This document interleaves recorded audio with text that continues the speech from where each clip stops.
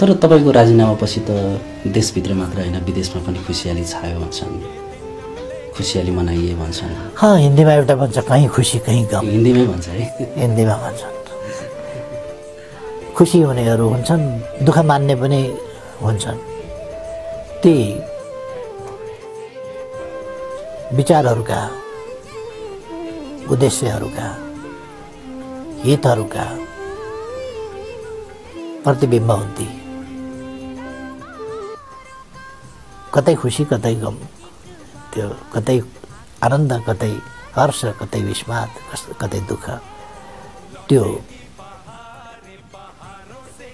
खुसी नै खुसी छायो होइन, केही खुसी भए। किन खुसी भए उनीहरू जान्दछन्। तपाईलाई थाहा छैन? थाहा छ, तर त्यसमा मैले समय खर्च गरिरहनु आवश्यक छैन।